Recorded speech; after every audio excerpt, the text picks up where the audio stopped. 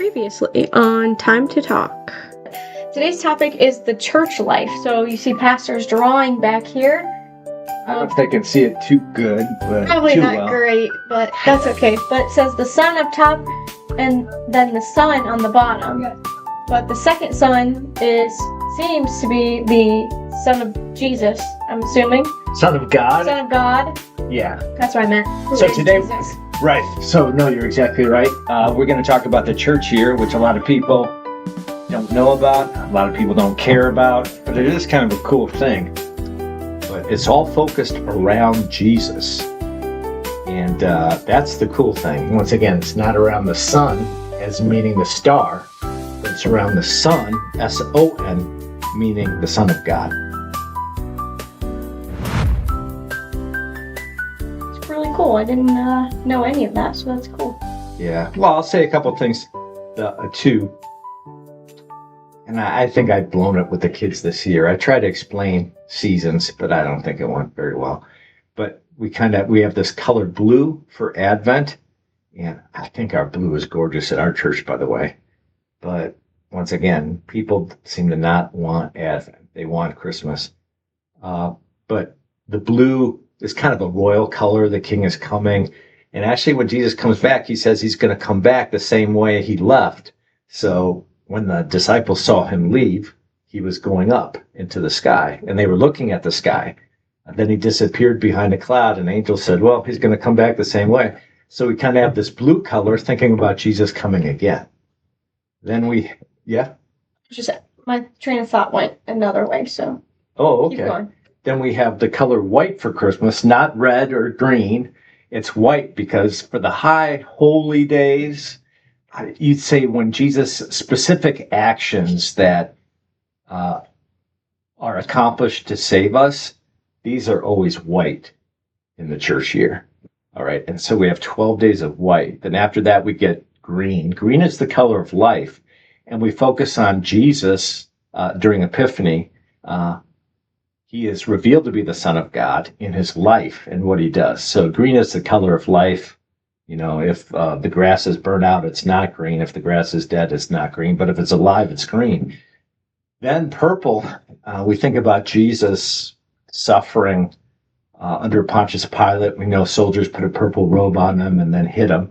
But besides that, for some reason throughout the church year, purple's a color of repentance. Then we go back to white for Easter. And then after that, we have a special red for Pentecost. And that's the Holy Spirit came down as flames of, something like flames of fire on the disciples. So we kind of have a reddish color that makes us think of flame. But then after that, the color goes back to green because it's the life not of Christ, but the life of the church. And the life of the church is connected to Christ. So, and that's how it goes again until the end of the church year. Then white comes back. It's called Christ the King Sunday. And anyways, that's pretty much the church year. I bet there's a lot of people that don't know why we have the different colors and stuff. Yeah, one lady, and I don't know, maybe years later she told me she was kidding, but I don't think she was kidding. I think she's like, I'm not stupid. But anyway, she told me once, I've been in this church 50 years. I never even noticed the colors changed. And see, that's the problem. We do it because we do it, and that's what we do. And we have no understanding of the meaning of it. But if we don't understand the meaning, we might as well not do it. Yeah. You know, so, but I probably do a bit. I try to tell people, but I've been trying to tell people about lately, the last 4 months for children's messages. I'm trying to let them understand these things, but I don't know if they understand it. I think it's not grasping fully, but it's there. You're planting seeds. You think so? Yeah. Balin, I mean, she's asking questions. She, noticing things that maybe she would have never noticed before, like the glass at the top of the church and all the different, colors and the season of the church. I bet she would have never even asked that if the seed wasn't planted, So I do think it's planting. It's just maybe not processed yet, but it will. So that makes sense. That's the best way to learn, to teach the kids. It seems like adults, I'm not trying to be mean, but there's that old expression, you can't teach old dogs new tricks. Yeah. And boy, it seems like you can repeat the same thing. The older people aren't going to get it. And maybe they get it that day, but it's gone the next day. Yeah, and they just don't really care. Yeah, I think it's because that's what they do, and it must be right because that's what I do. Yeah. But I shouldn't be mean. Maybe people are picking up on it, but I think I've repeated things, but then I'm always amazed when people are like, what? Right. So, right. Anyways. I have a random question. Was Jesus' name was Yahshua, right? And then that, which means Joshua, right? And then it translated from Greek to like Jesus or something like that. Jesus, yeah. Jesus, and then Latin was Jesus, and then English to Jesus. So I'm curious, how do you go from Joshua to Jesus? Because Joshua means salvation of, King of Salvation or something like that. It means the Lord saves. Oh, Lord of Salvation, right? Yeah. Lord of Salvation or the Lord saves. Okay. And then what does Jesus mean? Same thing? It means the same thing, but then specifically the angel says his name will be called Jesus. And remember, the angel's probably speaking Aramaic, a different language to Mary, because he will save his people from their sins. So the angel gives the definition of why his name's going to be Jesus. Or is that to Joseph in his dream? I think it's Joseph in his dream. Joseph? Yeah, yeah. Because then it makes you think, believers, because I think it's quoted in the Bible, believers will know my name. But what is his name? Well, that's okay. See, here's the thing. There's all these kind of names in the world. And the Bible, languages in the world. And the Bible blames it on man's sinfulness at the Tower of Babel. But it's still the same thing. And what's interesting is in the book of Revelation, it talks about that John saw a vision of all nations and languages praising God. And it seems like they're praising God in their different languages, but it doesn't matter because it's still the same God. So you might have a different name, but it's still the same God. Okay. If you're talking about Jesus and the Son of God, God and man, who's the second part of the Trinity, you got it, man. This is the one who died and rose. It's kind of, you really understood it, what you said. I like to explain it to people. My name is John. All right. But if I was born in Mexico, I'd be probably Juan. That's their version of John. If I was in Germany, I'd be Johann. That's their version of John. If I was in Russia, it would be Ivan. Okay? Ivan? Yeah, yeah. Oh. So that's their version of John. So it's just different language. It's just different languages, but you can almost see how everything is the same. Is related. That makes sense. Yeah. That makes a lot of sense. Okay. Yeah. So it wasn't translated. So, because Jesus spoke Greek and Aramaic, right? He probably did speak Greek, but it seems like when he's hanging with his disciples, he's probably speaking in Aramaic. Right, because if the Bible was even to reach all these other places, it would have had to been translated to Greek. Exactly. From Aramaic. Yeah. That's interesting. No, I was doing a bunch of random research because the pyramids, I was doing some stuff on the pyramids, and they were talking about different ways, and then I was looking up the formulation of the religion of the Egyptians and the difference between their belief system and our belief system is that their belief system is based on human experiences between like the way the earth moves and the stars and the water and life and death and plants and the different, so their experience of religion is based on human experience, whereas Christianity is based on the actual encounter of God. Wow. I was going to do a little joke here, but now that this is so wonderful that you're talking about, that's exactly true. I want to hear your joke. You're talking about Egypt, and you're talking about their religion. I said it's also related to the sun, Walk like an Egyptian. Yeah. Oh, Do you know that song? Yeah. Okay. That song I know. I always thought that was a great song. Anyways. Huh. But no, you're exactly right. And that was something that was totally different in regards to when Jesus came.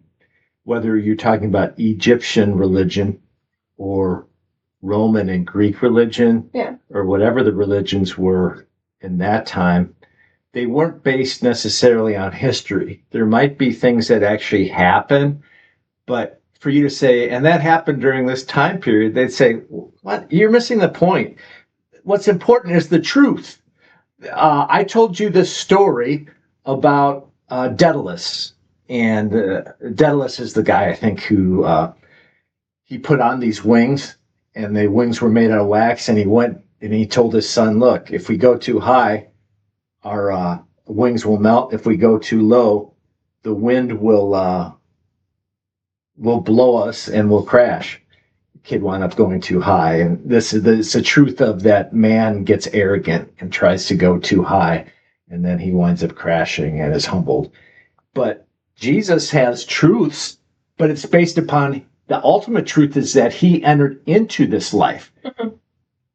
All these myths of the Egyptians, they never would say he came in this time and he did this action and he died and he rose and he's returning, and this actually happened in a specific place in a specific time.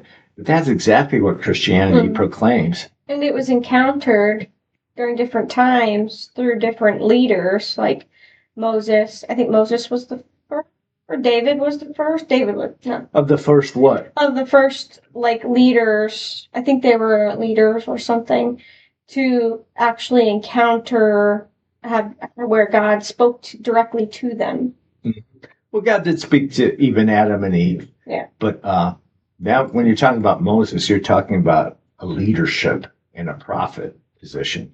And Jesus is leader and he's prophet. And he's probably the first one where you kind of get a great, Adam's kind of foreshadowing, but it's in regards to one who's going to lead his people. We talked about Joshua. Joshua does mean the Lord saves, and that's exactly what God did through Joshua. In fact, he led them into the promised land. The new Joshua, Jesus, leads us into the promised land of the new heaven and the new earth, where everything's going to be perfect again. So you're kind of putting those things together. I think was really cool. Yeah. So I was doing a little rabbit hole this morning and was looking all that up, and I thought that was just really interesting, because I'm always curious about how other religions are formed, and is my religion the true religion? Yes. And yes. So far, yes. Everything seems to be accurate and makes sense and all that. Because you have the Bible stories that are in the Bible are mimicked in different ways in the other cultures. And it makes you think, so similar to Noah and the Ark in, I believe, the Egyptians as well, or Chinese. Their religion, they have a similar story. And I'm like, well, which story was the first story? Mm-hmm. And it seems that Christianity was the first story, and then other stories and then other cultures kind of picked up on that same version. Yeah, well, one thing I want to say about that is it's amazing. All the people of the whole world, all their kind of base religions have a flood story, which shows that the flood really did happen. Right. Why would everybody have it, even though they're not of the same religion? But it would, something about the collective memory is still there, right, and that this happened. So that's really cool, because it, some people really doubt that the flood happened. No way, and it was maybe just a local flood. Mm-hmm. But always, the texts all the religions say, no, it was a worldwide flood. So that kind of verifies Christianity. Now, which one of the stories is true? The interesting thing about the story of Noah and the ark, the proportions of the ark make sense, and still the proportions are used for floating devices today. Look at the pyramids. We don't know how or why they're built, but there's a visual image and a truth to the fact that the pyramids were built by humans and are in perfect, there's perfect coordinations with the North Star, I think. Oh, really? I don't know anything about that. Oh man. So yeah, I was again in a big rabbit hole. So the fact that the pyramids are so precise and perfect, it makes me to believe, because a lot of people don't even believe that people really built this ark, that the ark was built perfectly, because look at the pyramids, they were built perfectly. So it's just, I don't know, maybe there's, I think people think that we're smarter now than the ancient people, but I really think they were way smarter than we were. 100%. It's pretty incredible when you go through all the things that they did achieve. And I want to go back to what we're talking about, the flood, because the Bible actually, you can look at the Bible and say, well, this is probably what happened. Everybody, it talks about that they all kind of went to Babel, but then but they all then they all would have been related, and they all would have had the same language and told the same story. But then they get spread out throughout the world when they're speaking different languages. And so you can see, though, how everybody would take a bit of the truth and maybe alter it a little bit. I heard about one of the religions that talk about the flood. It says, I think it was the Babylonian account. The ark, it wasn't an ark, it was a perfect square. And a perfect square would capsize like constantly. Yeah, right. And so it's like, wow, the Bible is probably the most accurate one. So, anyways, right. I'm probably going off the topic here. That's all right. I think anything more you want to touch on with the church here? No, I think that's good. I think people just need to realize that we're not doing what the world's doing. And our church year is focused around Jesus, his life, his doing, his leaving, and then sending the Spirit to the church. It's all about Jesus. And so that's why I have a church year. Why were the days named after his disciples? That's really interesting. One thing I'm going to tell you, Shannon, is that one thing that the Lutheran Church did is that it purged the church year. See, by the time Luther came around, like every day of the year, it's kind of like, I don't know if you ever know this, it drives me kind of bananas. It seems like every day in the United States there's a national day. Yeah. There's National Donut Day. Right. Which I like. There's National Comic Book Day. And every day some kind of national thing. And that's kind of how the Roman Catholic Church had become. Every day was a specific saint. And not just the 12 apostles, but all these people. And it's just like, whoa, it got too much. But then the Lutheran Church said, okay, we're going to only focus on holidays, and we will give a holiday for each of the apostles in that they witnessed to Christ. And so they kept the 12 apostles, but, there's nothing for Saint Monica or anything like that in the Lutheran Church. Nothing for Saint Mary? You know what? I think there might be a Mary Mother of God Day, but I don't know. Okay. So that's a good question. I wish I could come up with the answer. I don't know what the date is. There very well might be, but there might not be, because there's a couple days that are kind of, there's the announcement of Mary to Mary by the angel Gabriel. That's celebrated March 25th, 9 months before Christmas. And there's also some day called the Purification of Mary, which relates the story of Mary in the temple with Jesus. And then a couple people come up, one named Simeon and another named, I forgot her name. But they recognize that this Jesus is the Messiah. So there's a couple days that are related to Mary, but I'm not 100% sure if there is a Mary specific holiday. I can't remember. Good. So, okay. All right. Thank you, guys. Thank you very much. So that was the church year kind of in a nutshell, and we kind of went off on some other things. Yeah. if you guys have questions about the church year, you can simply ask it at the bottom of that video thing, right? Yeah, the comments. You can leave comments. a comment. Yep. Yeah. We are going to have a new topic next week. Talking about, I don't know yet, actually. Okay. I have to look up some things. We had some members leave a couple questions in the podcast suggestion box, so I gotta check those out. But yeah, thanks for watching, and hope you have a great day. Bye. So long.